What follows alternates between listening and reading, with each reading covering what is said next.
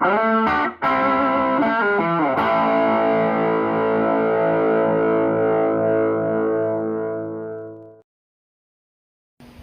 up, everybody? Welcome back to the channel. Today we're going to continue work on the 45 Willys MB tub. I haven't worked on this since probably the beginning of this year, probably been 6 months or so. In the process of test fitting the rear panel, and I'll show you all that. And then we're also going to rebuild all the basically the sheet metal flanges, and then we're going to be putting in a new section of floor with a flange and hopefully welding it all together today. So I'll show you what we got. First thing we got to do is make sure we stay hydrated. Super hot today.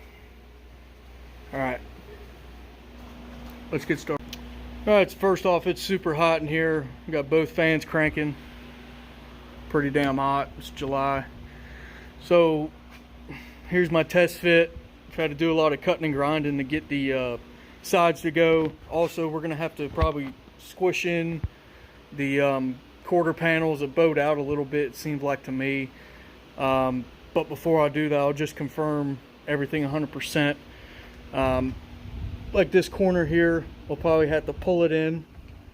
I'll show you how to do that.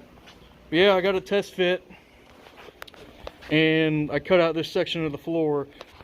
Did a pretty perfect cut up until this point. I don't know what happened. I decided to go off center a little bit, so that's going to be kind of a pain in the ass.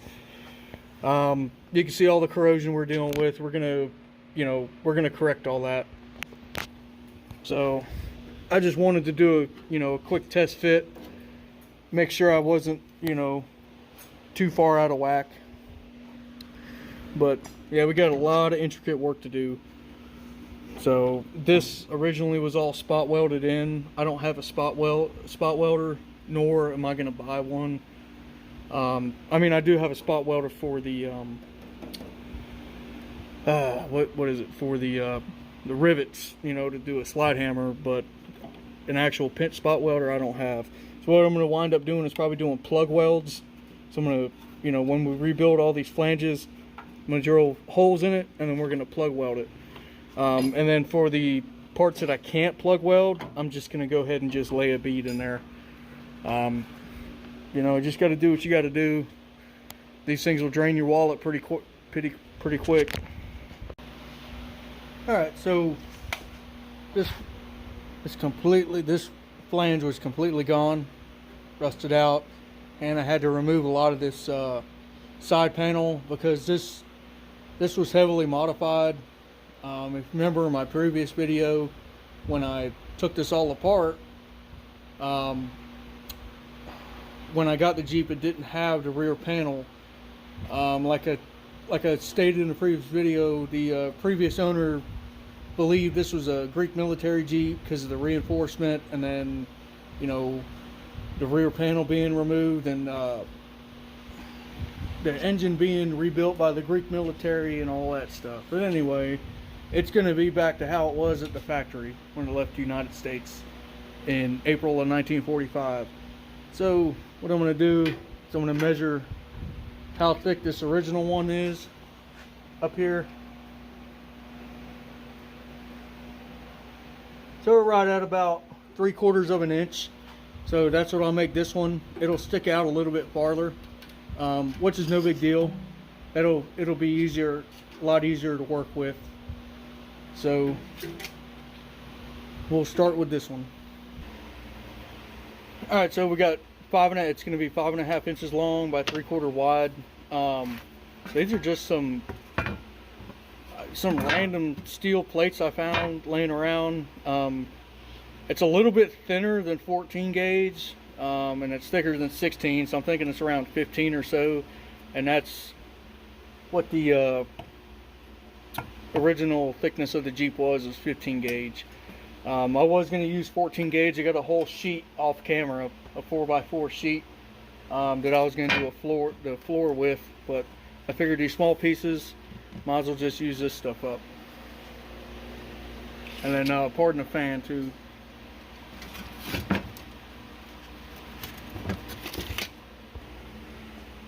Alright, so got my metal shears here. These work really good.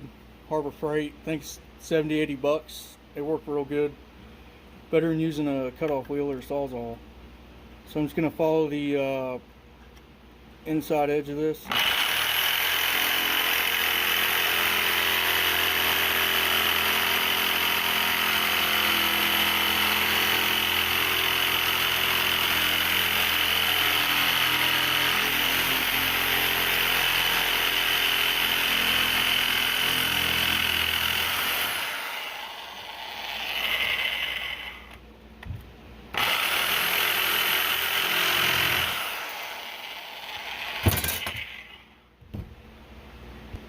It's one thing with the shear, it doesn't, you know, it kind of peels it a little bit, but I'm just going to put it in the vise and flatten it out a little bit. Alright. That's going to work out pretty good. I'm going to have to fill in the gap with some weld. Should be no big deal. Just going to keep the heat pretty low on it and go from there. Alright, so I'm going to get this on camera as best I can. Go ahead and weld it in. Had to do a bunch of test fitting off camera. A little bit extra grinding and fitting.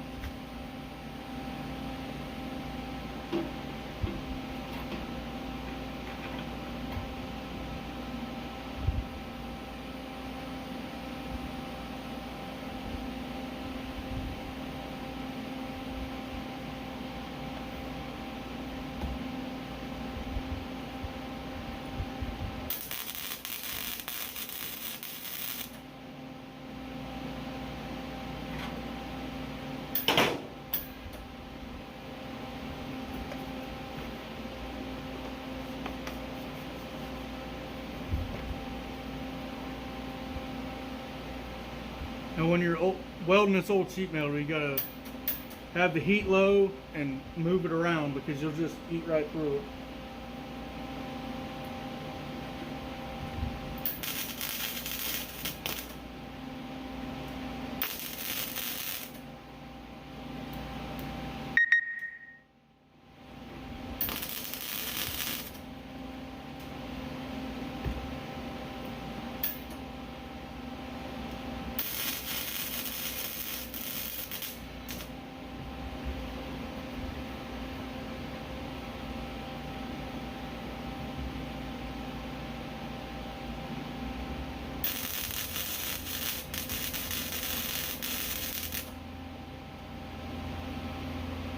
So I'm not going to film the whole thing, but you can kind of see what I'm doing. I'm skipping around, and then I'm just going to keep skipping around until it's all filled up. Then I'm going to patch this little piece here, the original, and then we'll go ahead and grind the weld all pretty. Alright, so I ground down the main portion of the weld. We had a couple little pinholes, so I just filled them in with some weld. So I started in at my new metal, which is going to be thicker, and then moved it over. So what you couldn't see in the video is there's a pretty considerable gap here. I'd say on a 1/16 of an inch or so, maybe probably a little bit more than that. So what I did is I stitch welded. So I started on my good metal like you always should, and then brought it over to the old metal. And I started from the top, worked my way down. The phone cut out. Guess I have too many files on my phone. I had to go through a bunch of my old previous videos and delete them. But anyway, like I was saying, I stitch welded. Started from the top, you know, where the gap was, because it was pretty tight up in here. But this portion here is pretty spaced out. So anyway, like I said, just started from the top, worked my way down, use gravity to help. But alright, I'm going to go ahead and get this cleaned up, do a little bit more grinding, and I'll show you the finished project. Alright, so got all the flanges redone and got the panel mocked up. What happened was when I cut out the original, when I cut out what was left, it sprung out both sides of the quarter panels. So we got a pretty bad gap. So what I'm going to try to do is since I'm by myself, I'm gonna get a rat, because if I hold pressure on this side, the gap's perfect where I need it to be, but I can't hold it and weld it at the same time. But the passenger side is pretty messed up. So what I'm going to do is I'm going to get a ratchet strap, put it around both quarter panels, and try to draw them both in, and get my gaps where they need to be. So I'll go ahead and get that set up. Alright, so I did a bunch of work off camera. Well, basically, like I just explained, quarter panels were bowed out. So I just got the ratchet strap, brought them in, and I just got the panel tacked in.